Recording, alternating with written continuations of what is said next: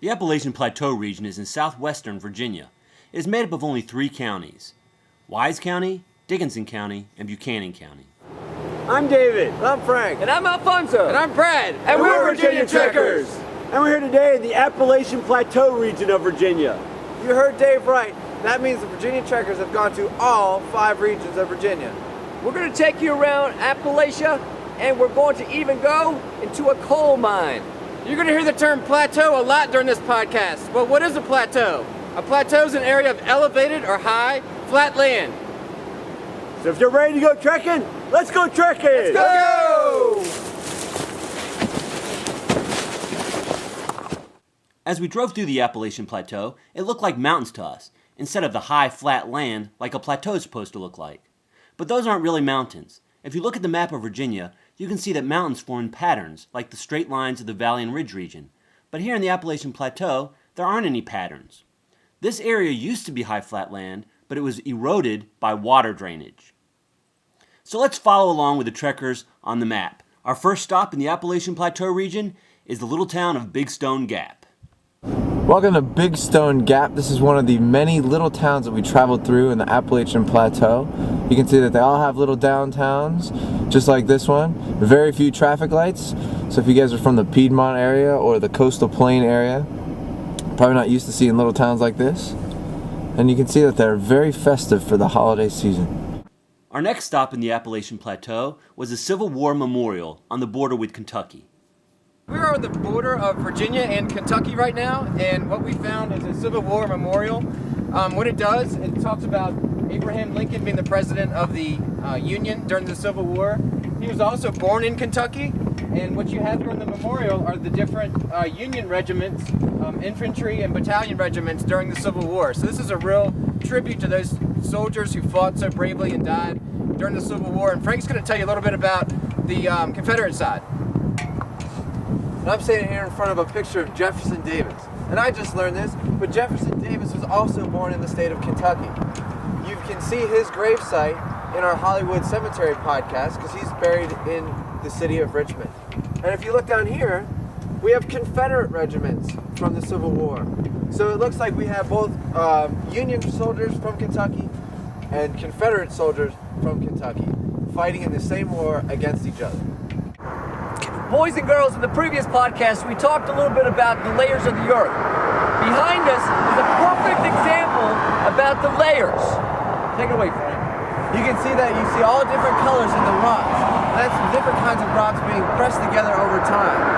Now, how do you see all those layers? In 5th grade, you study the different kinds of borders for plates.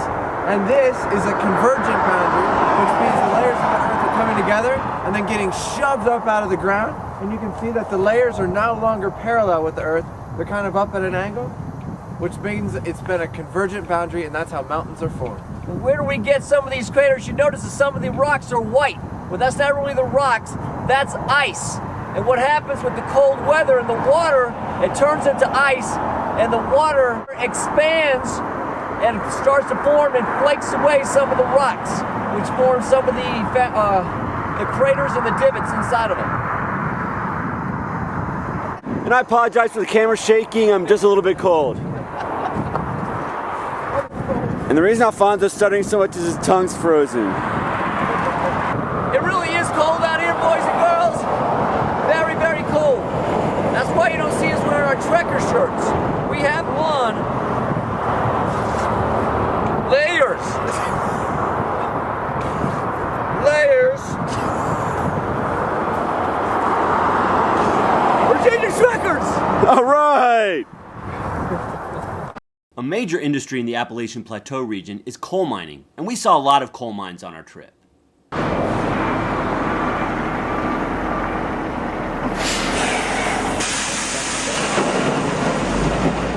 Coal is a natural resource, which means it's not made by man.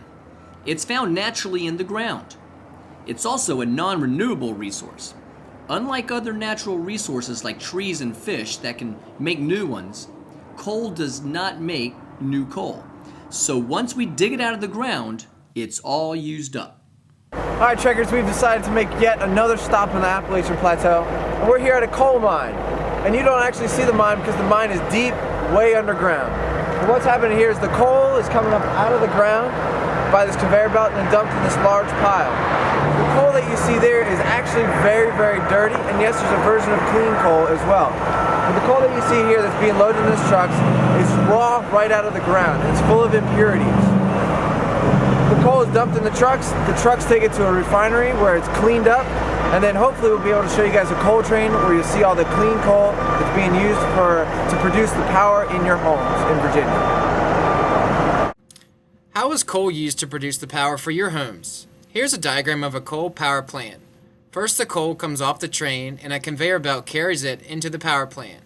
Next, it is sent through the pulverizer where metal balls crush it into small bits. This makes it easier to burn in the boiler.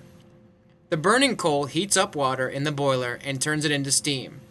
Then the pressurized steam makes giant turbines spin and a generator turns the kinetic energy into electrical energy.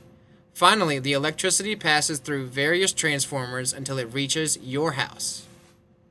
After visiting the coal mine, the trekkers went on to the Coal Miners' Memorial in Dickinson County. Boys and girls, I'm standing here at a memorial dedicated for those who lost their lives in the coal mining business.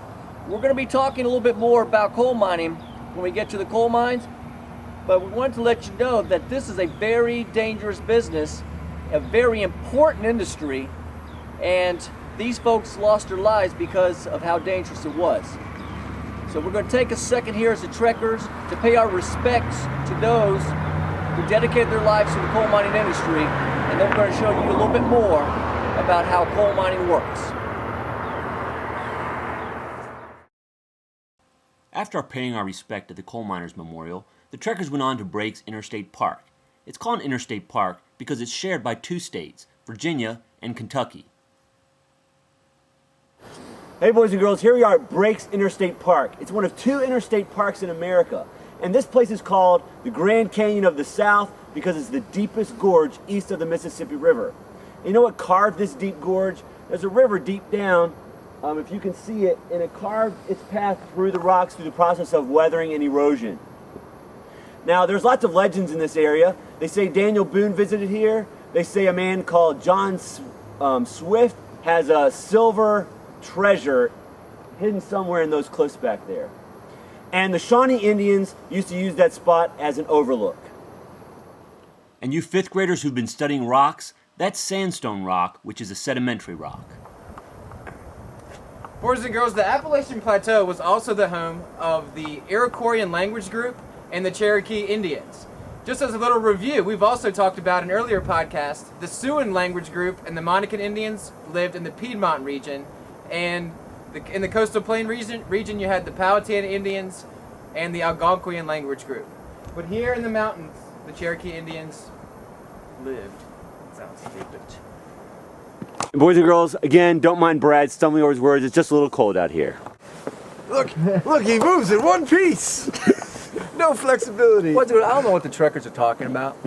Personally, I don't think it's that cold out. Let's roll I really up to the don't. thing. We already told him we're on our way. Did the Cherokee Indians complain about this weather? Not really. Our last stop in the Appalachian Plateau region was in Buchanan County, where we saw a coke plant.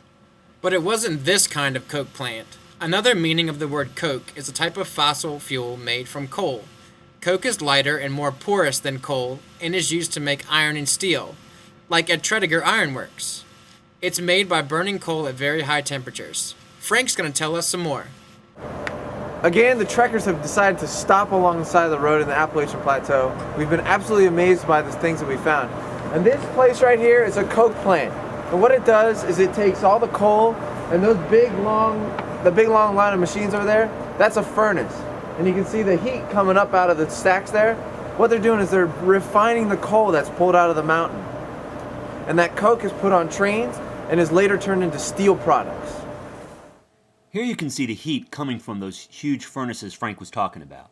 All this coke and coal needs to be transported from the Appalachian Plateau, and the most common way of transporting it is by train. Boys and girls, the railroad was a very important part of the western part of Virginia.